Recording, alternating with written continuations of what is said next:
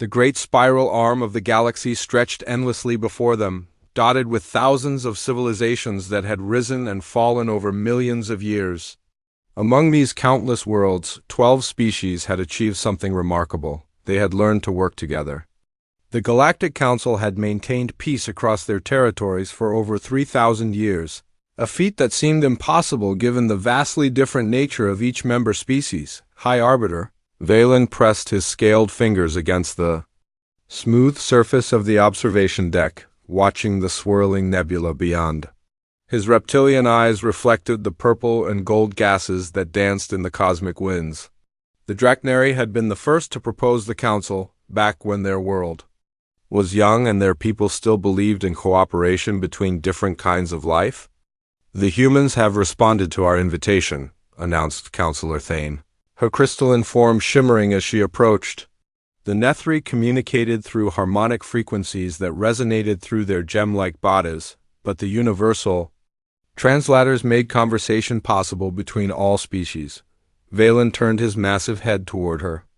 "And their answer? They accept. Their delegation will arrive within the solar cycle." The High Arbiter felt a mixture of emotions that his people rarely experienced. Desperation had driven them to this moment.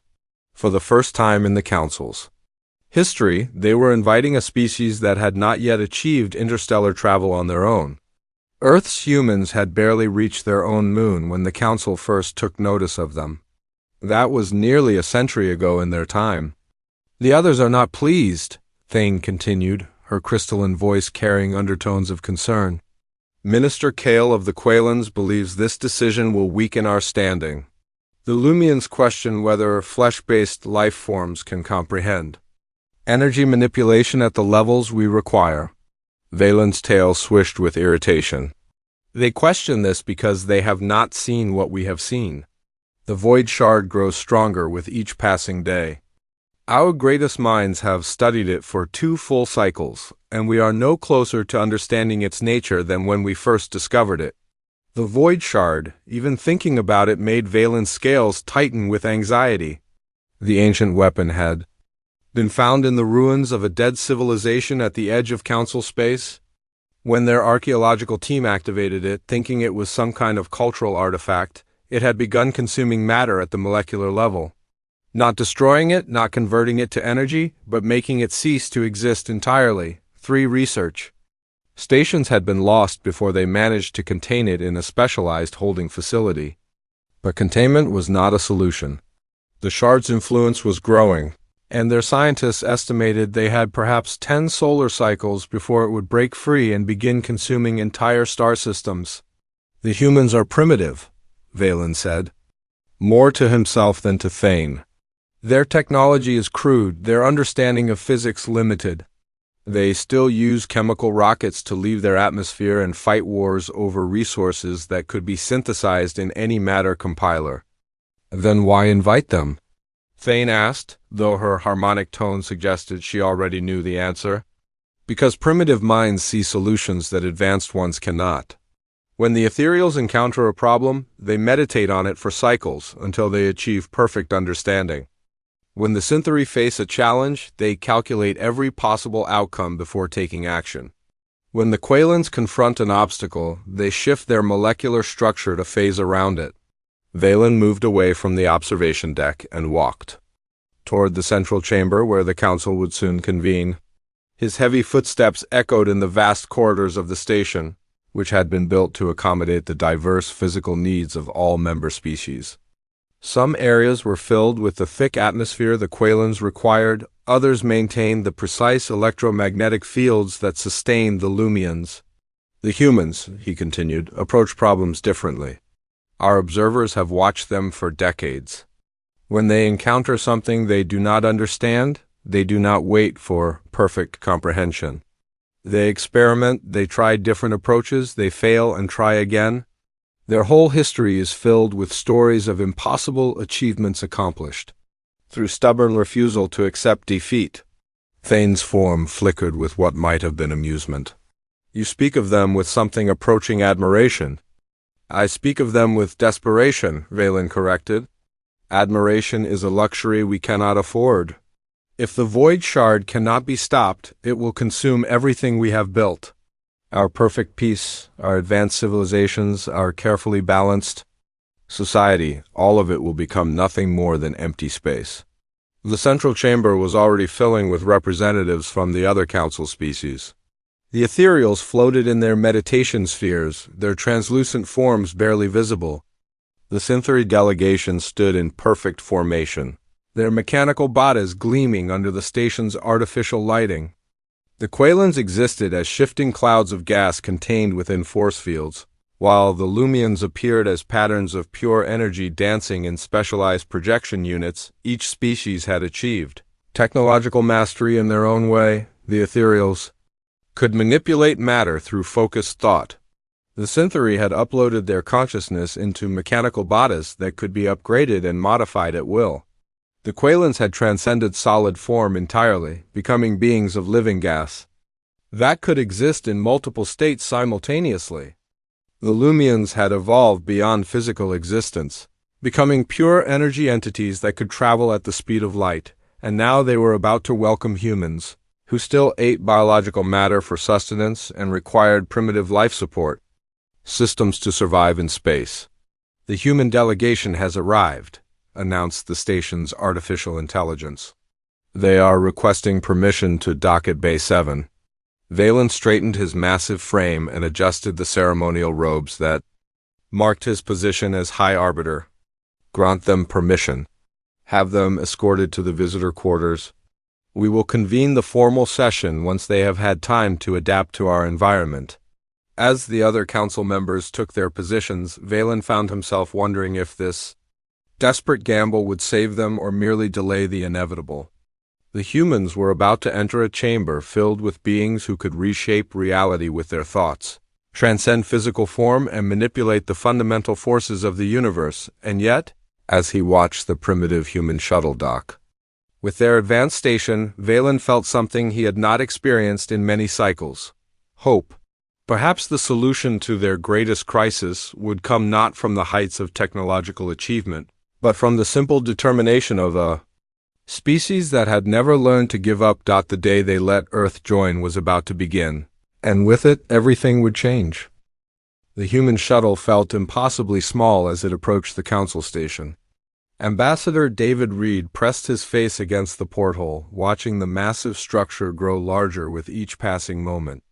The station was a marvel of engineering that defied easy description. Crystalline towers twisted through metallic frameworks, while sections of pure energy pulsed with rhythmic patterns that hurt to look at directly.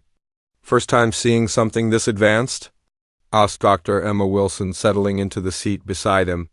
Her dark hair was pulled back in a practical ponytail, and she wore the simple blue uniform that marked her as part of Earth's scientific delegation.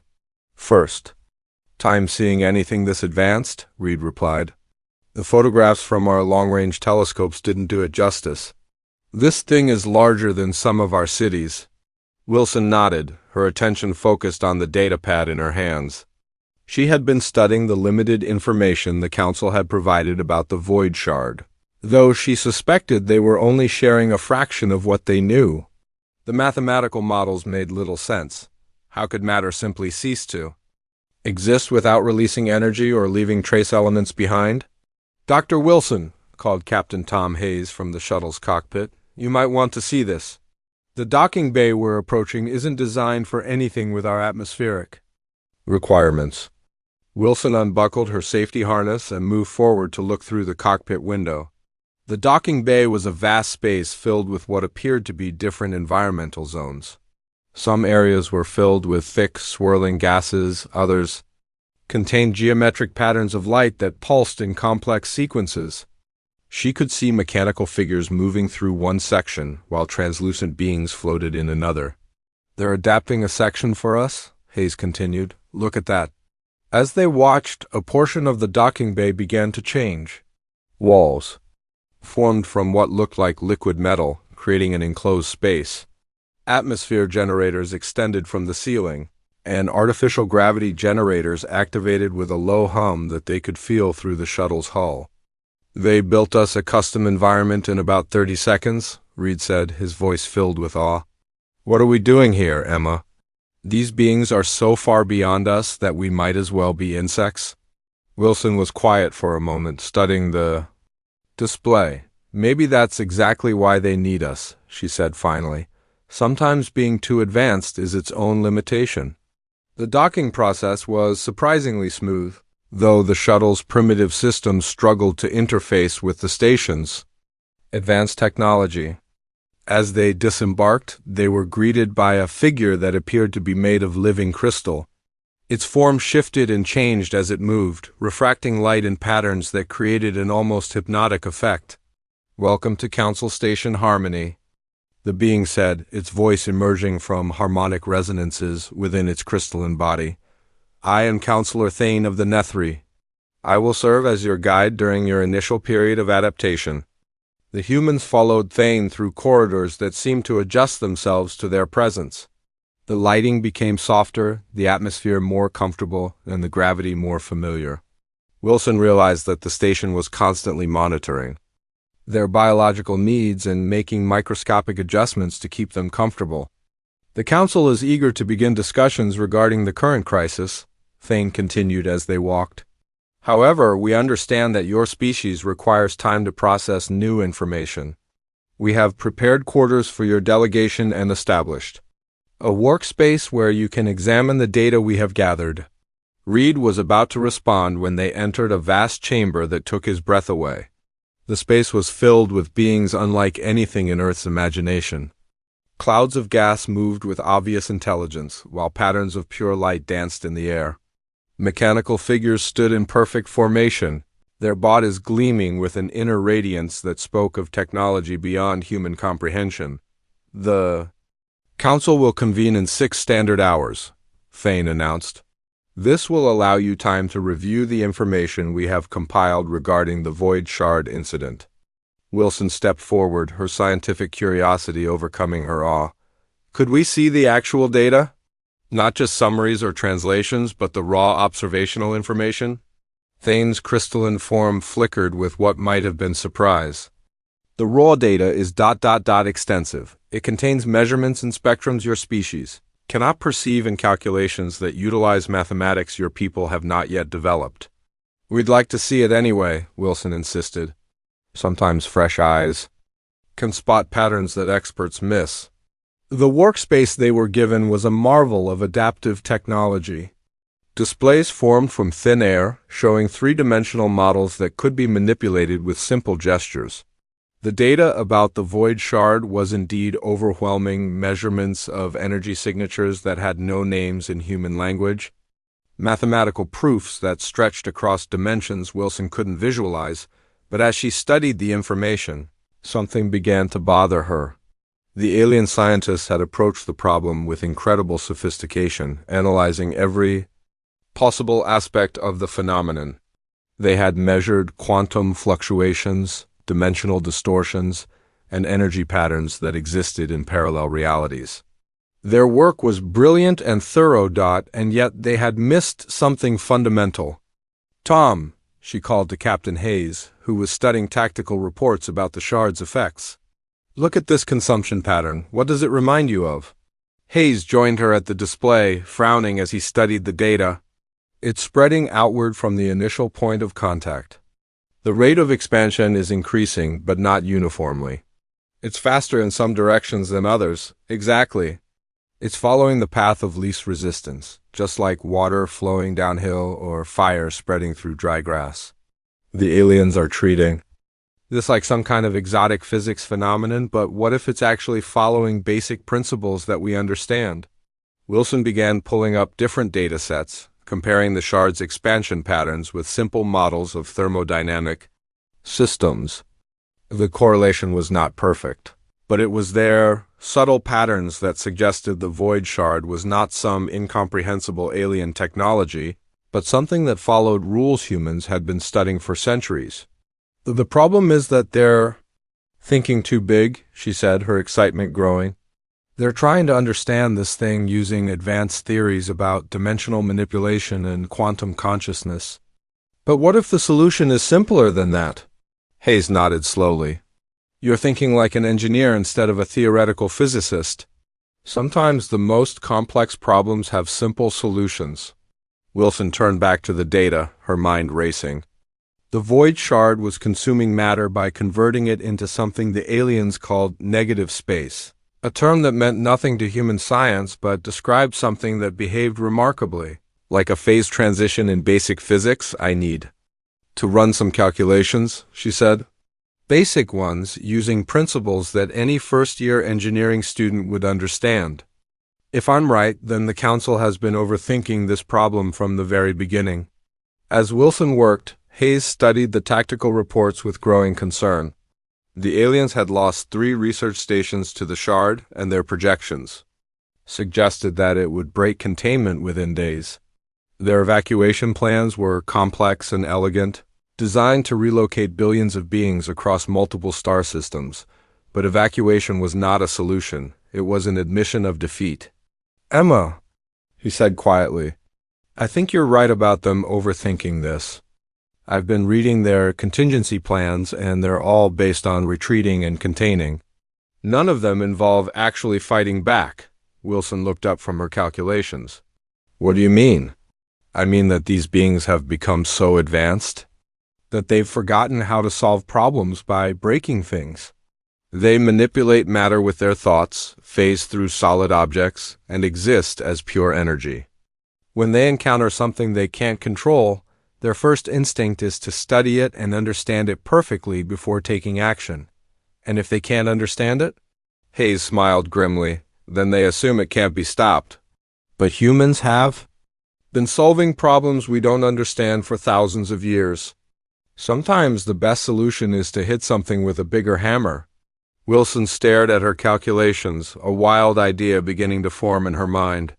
The void shard might be following quantum mechanics, but it was also following the basic laws of thermodynamics.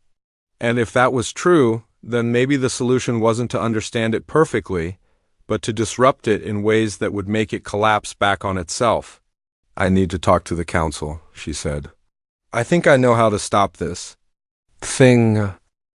The council chamber fell silent as Dr. Emma Wilson finished her presentation.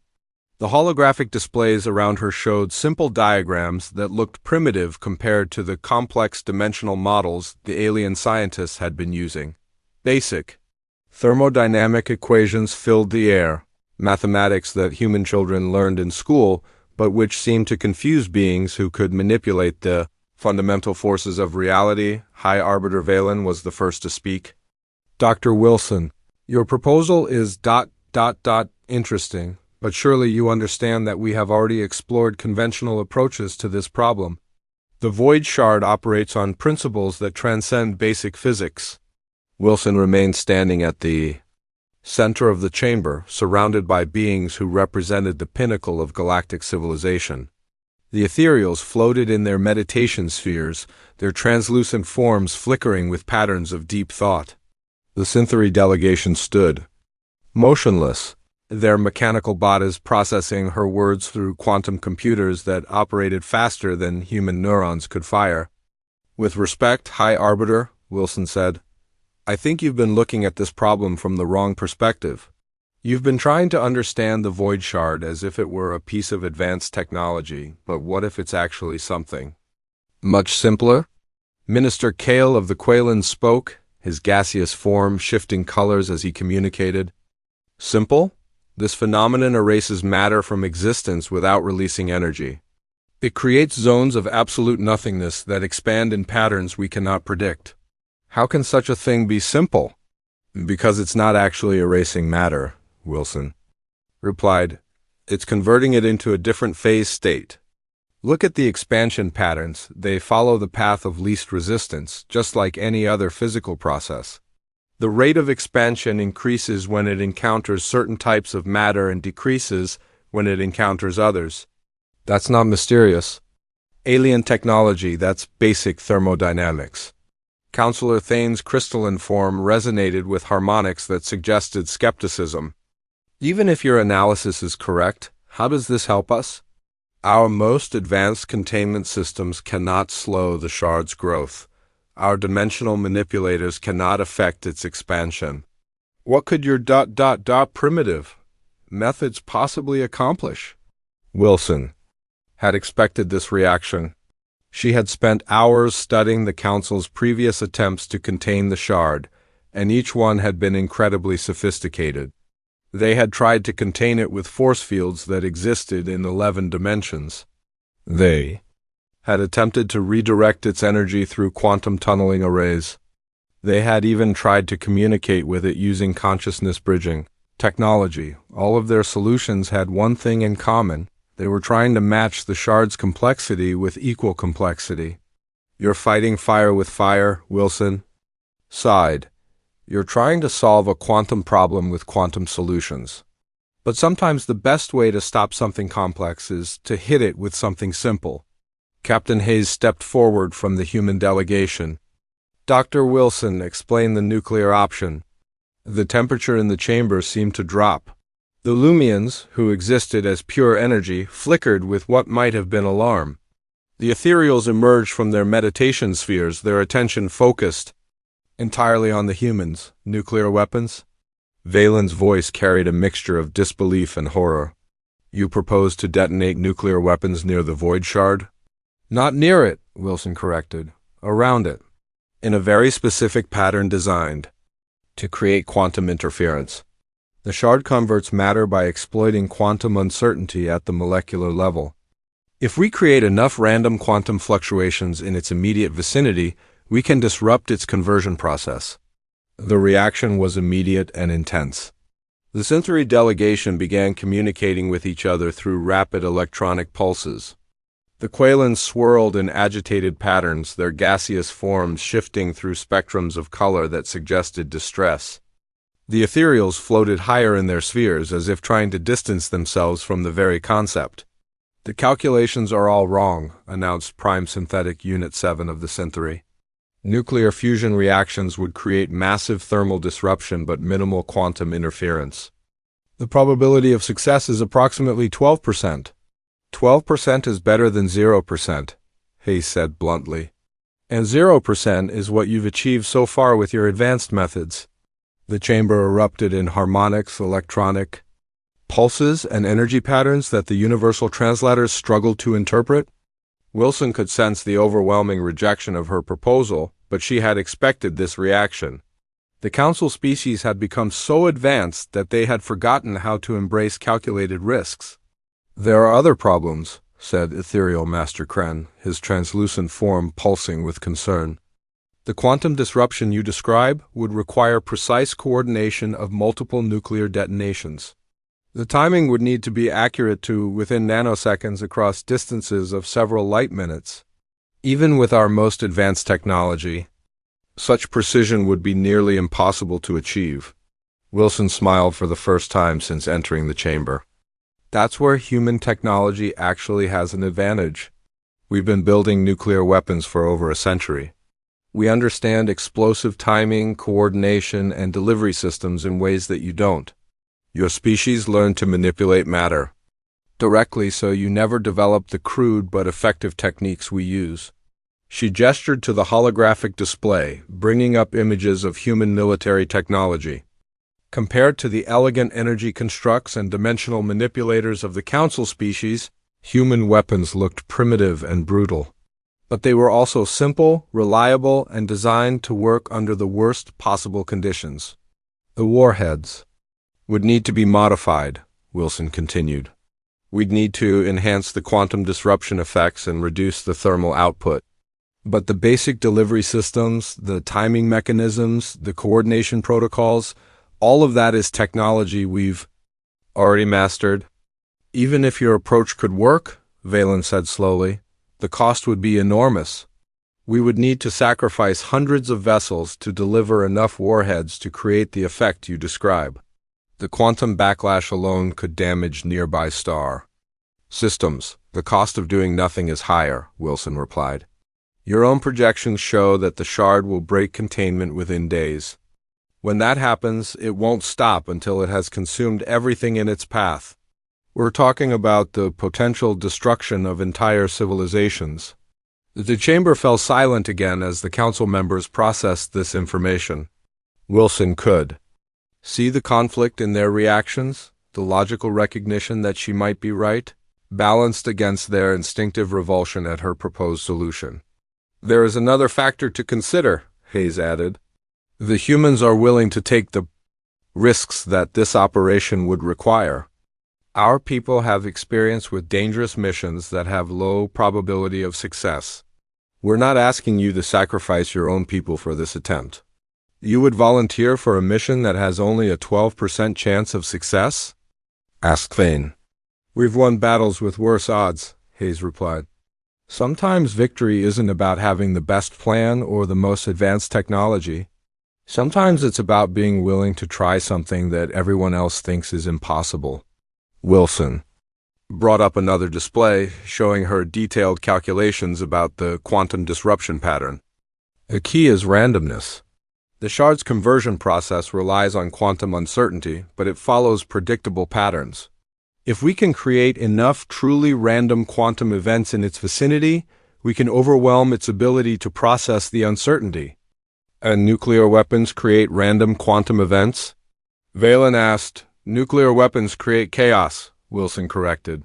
Pure, unpredictable chaos at the quantum level. The shard might be able to handle complex but ordered quantum phenomena, but it can't process true randomness. It's like trying to run a computer program in an environment where the laws of physics change randomly from moment to moment. The council members exchanged communications in their various forms: harmonic resonances, electronic pulses, energy patterns, and gaseous color changes.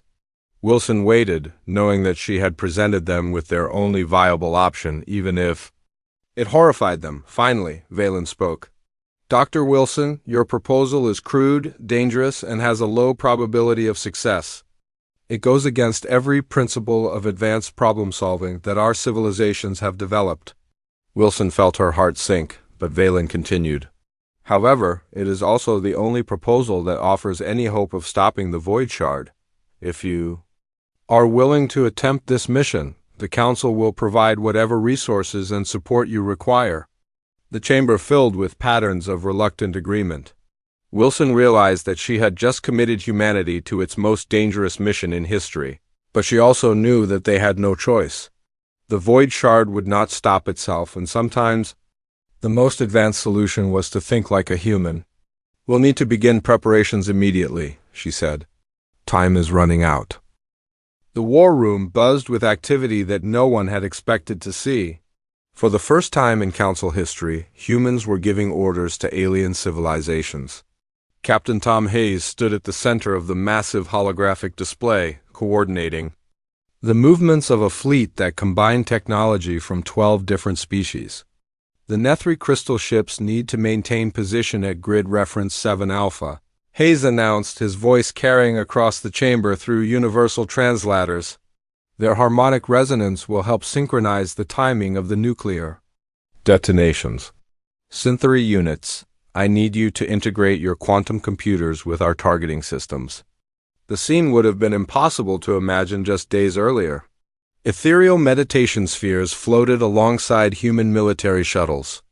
Quaylan gas-form beings worked directly with mechanical synthery units to modify nuclear warheads.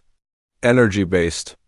Lumians provided power to crude human explosive devices, while Crystal and Nethri used their bodies as living computers to coordinate the attack. Dr. Emma Wilson moved between workstations, checking calculations and making adjustments to the quantum disruption patterns. The mathematics were simple by human standards, but the aliens struggled with concepts that required accepting imperfection and uncertainty. The timing tolerances are too tight, complained Prime Synthetic Unit 7, his mechanical voice carrying notes of frustration. Human detonation systems cannot achieve the precision required for optimal quantum interference. Then we don't optimize, Wilson replied.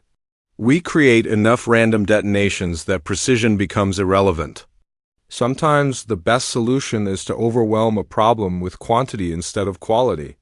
Engineer Pete Davis was working with a team of Lumians to modify the warheads. The energy beings had never encountered nuclear weapons before, and their reaction to the crude but effective human technology was a mixture of fascination and horror. These devices are incredibly wasteful, pulsed Lumion coordinator flux. They convert matter to energy with less than 1% efficiency. Our species learned to manipulate matter directly millennia ago. They're reliable, Davis replied, making adjustments to the quantum enhancement modifications. They work the same way every time under any conditions. Your matter manipulators are more efficient, but they require conscious control. Our weapons are too simple to fail. The preparation process revealed fundamental differences in how the species approached problem solving. The aliens had become accustomed to elegant solutions that worked perfectly under ideal conditions. Human technology was designed to work imperfectly under terrible conditions. The containment facility is showing increased instability, announced Counselor Thane, her crystalline form flickering with alarm. The void shard's expansion rate has increased by 30% in the last cycle. Hayes studied the tactical display, watching the red zone that represented the shard's area of influence.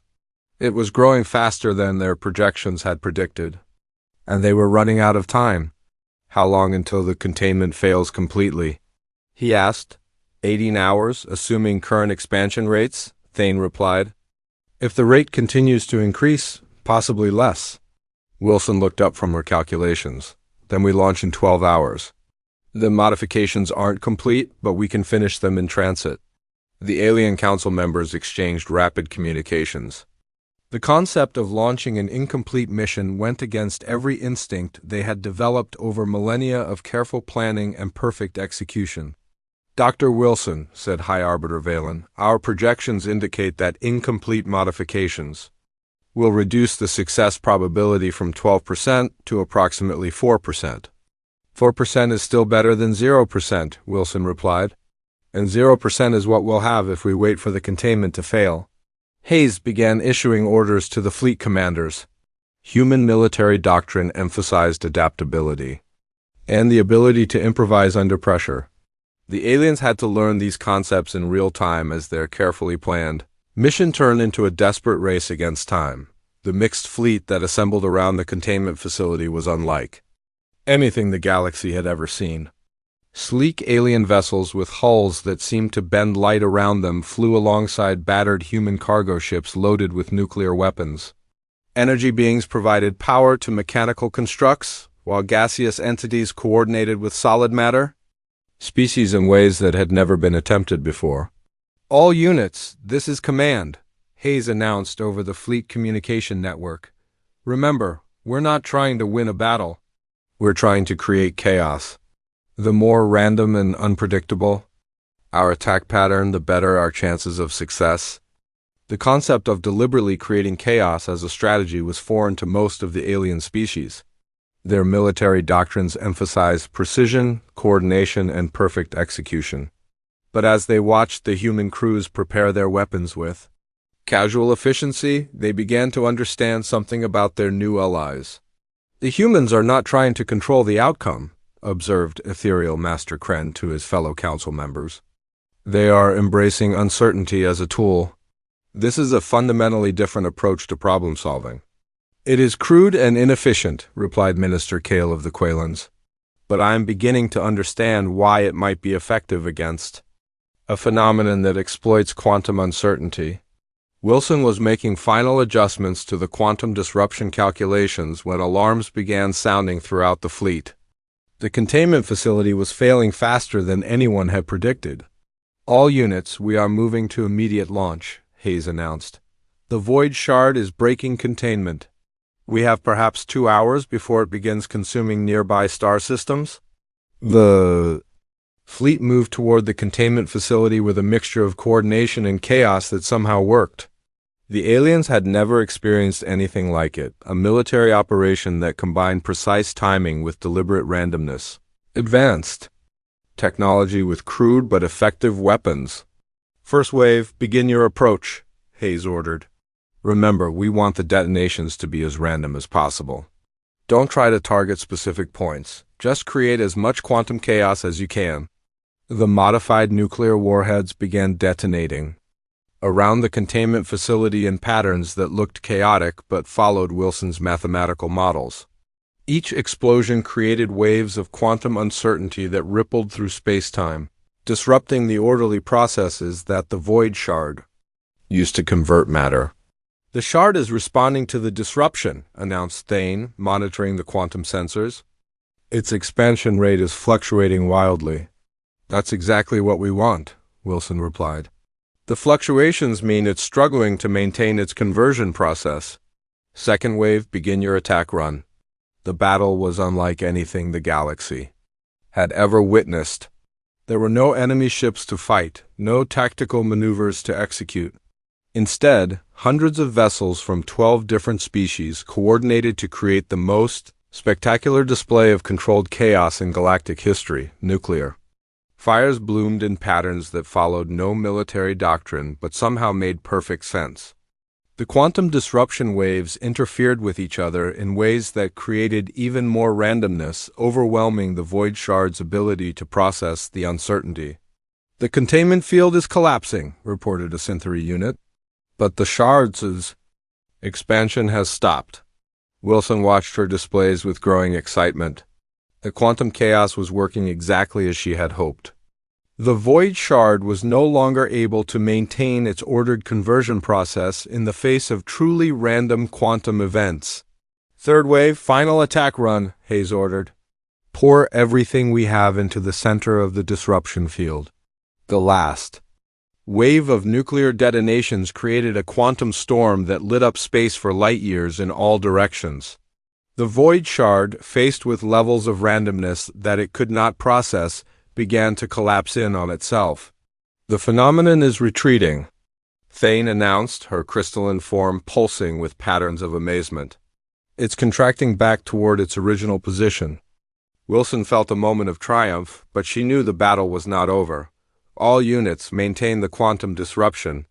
We need to keep the chaos going until the shard collapses completely." The fleet continued its coordinated chaos, creating quantum storms that gradually forced the void shard to retreat into a stable micro-dimension.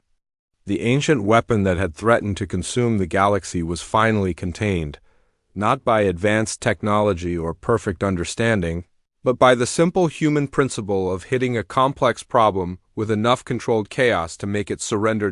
As the quantum storms began to subside, Hayes realized that something fundamental had changed.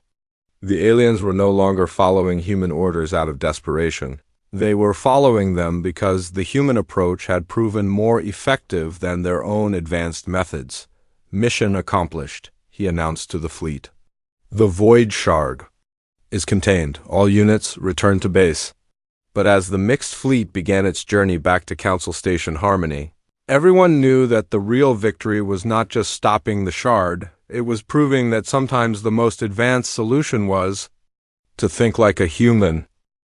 The council chamber had been transformed. Gone were the rigid formations and species-specific sections that had defined galactic governance for millennia. Instead, representatives from all 12 species worked together in mixed groups, sharing ideas and resources in ways that would have been unthinkable. Just weeks earlier, Dr. Emma Wilson stood before the assembled council, no longer as a desperate human seeking approval, but as the newly appointed interspecies scientific coordinator. The irony was not lost on her. The species that had been invited as a last resort was now leading the galaxy's most important research initiatives. "The quantum analysis of the void shard's collapse has revealed something remarkable," she announced, gesturing to the holographic displays around her. "The phenomenon was not a weapon at all, but a failed experiment in consciousness transfer. The ancient civilization that created it was trying to upload their minds into quantum space, but the process went catastrophically wrong. High Arbiter." Valen leaned forward with interest. "You mean the shard was actually trying to preserve life, not destroy it?" "In a sense, yes," Wilson replied. "It was converting matter into quantum information, but without the proper framework to contain consciousness. The randomness of our nuclear disruption gave it the quantum chaos it needed to finally complete its original programming and shut down safely." The revelation had profound implications for how the Council approached ancient artifacts and unknown technologies. The human method of controlled experimentation, rather than perfect analysis, had not only solved the crisis, but revealed the true nature of the threat. Captain Tom Hayes approached the podium, wearing the insignia of newly formed Rapid Response Coordination Force. The mixed species unit he now commanded represented something unprecedented in galactic history, a military organization that valued adaptability over technological superiority. The success of the Void Shard mission has shown us that our greatest strength lies not in our individual capabilities, but in our ability to work together, Hayes announced.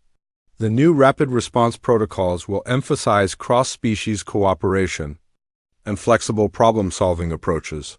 Counselor Thane's crystalline form resonated with harmonics of agreement.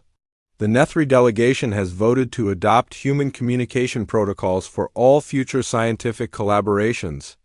The directness and clarity of human language patterns facilitate cooperation more effectively than our traditional harmonic exchanges. The changes went far beyond simple protocol adjustments. The fundamental structure of galactic civilization was being rebuilt around principles that humans had taken for granted. The rigid hierarchies that had defined each species were giving way to flexible organizations that could adapt to new challenges. The Quailans have begun teaching their molecular phase-shifting techniques to human engineers, reported Minister Kale, his gaseous form shifting through colors that indicated excitement. In return, human mechanics are showing us how to maintain technology under adverse conditions. The combination of our abilities is producing innovations that neither species could achieve alone. Dr. Wilson smiled as she watched the proceedings. The galaxy's most advanced civilizations were learning lessons that human children discovered in school playgrounds, that cooperation worked better than competition, that different perspectives led to better solutions, and that sometimes the simplest approach was the most effective. The Synthery Collective has voted to implement emotional subroutines in our consciousness matrices, announced Prime Synthetic Unit 7. Human decision-making processes that incorporate intuition and emotional responses have proven more effective than pure logical analysis in complex situations. The transformation was not without its challenges. Species that had existed in isolation for millennia had to learn how to communicate with beings whose thought processes were fundamentally different from their own. The ethereal struggled with human concepts of urgency and deadlines, while humans found it difficult to understand the Lumians' nonlinear perception of time, but the benefits far outweighed the difficulties. Projects that had stalled for centuries were completed in months. Scientific breakthroughs that had seemed impossible were achieved through the simple expedient of asking researchers from different species to work together. Ambassador David Reed stood to address the Council, his role having evolved from Earth's representative to the coordinator of interspecies diplomatic relations. The integration process has exceeded all expectations, he announced. Trade agreements that took decades to negotiate are now being completed in weeks. Scientific collaborations that were previously impossible are producing results that benefit all member species. The most significant change was in how the Council approached new challenges. Instead of each species retreating into their own specialized areas of expertise, they now formed mixed teams that combined different approaches to problem solving. The results were revolutionary. The joint terraforming project in the Kepler system has achieved a 97% success rate, reported Ethereal Master Kren. The combination of human engineering techniques with Qualan atmospheric manipulation and Nethri geological harmonics has created environments that are suitable for multiple species simultaneously. Wilson brought up a holographic display showing the galaxy-wide changes that had occurred since Earth's integration. Trade routes that had followed species-specific patterns for millennia were being replaced by networks that connected all member worlds. Scientific research stations that had been isolated by species barriers were now collaborating on projects that span multiple star systems.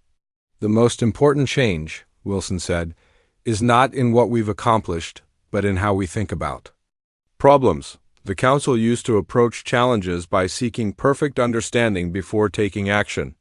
Now we embrace experimentation, accept failure as a learning opportunity, and value adaptability over precision. The alien species were discovering concepts that humanity had always taken for granted. The willingness to try something new without guaranteeing success. The understanding that failure often led to better solutions than success. The recognition that diverse perspectives produced better results than homogeneous thinking. The Lumians have established exchange programs with human universities, pulsed Lumian coordinator flux. Our energy-based consciousness finds human creativity and imagination to be refreshing. We had forgotten the value of thinking in ways that are not perfectly logical. Hayes looked around the chamber at the mixed groups of beings who were reshaping galactic civilization. The humans brought more than just nuclear weapons to this crisis, he said.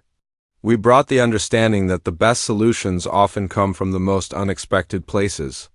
The Council had always prided itself on being the pinnacle of galactic civilization.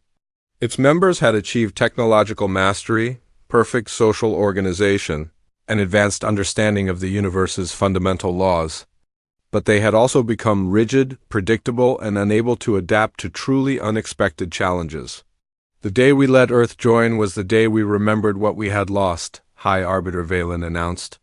We had become so focused on perfection that we forgot the value of imperfection. So concerned with understanding that we forgot the importance of action. So advanced that we forgot how to be adaptive. As the council session concluded, Wilson reflected on the journey that had brought them to this point. Humanity had been invited to join the galactic community as a desperate last resort, expected to fail but hoped to provide some small insight that might help solve an impossible problem. Instead, they had transformed the galaxy itself. The rigid barriers between species were crumbling. The fear of failure that had paralyzed advanced civilizations was being replaced by the human willingness to try, fail, and try again. The isolation that had kept each species trapped in their own specialized thinking was giving way to collaboration that multiplied everyone's capabilities. The integration process will continue, Wilson announced as the session ended. But the most important work is already done. The galaxy has remembered how to change, how to adapt, and how to grow. The day Earth joined was not just the day we became part of the Council, it was the day the Council became something greater than the sum of its parts. As the representatives dispersed to their various ships and stations, each carrying new ideas and perspectives back to their homeworlds, the transformation of galactic civilization continued. The humans had not just solved the Void Shard crisis. They had reminded the galaxy that the most advanced solution was often the simplest one, the day they let Earth join was indeed the day everything changed, but not in the way anyone had expected.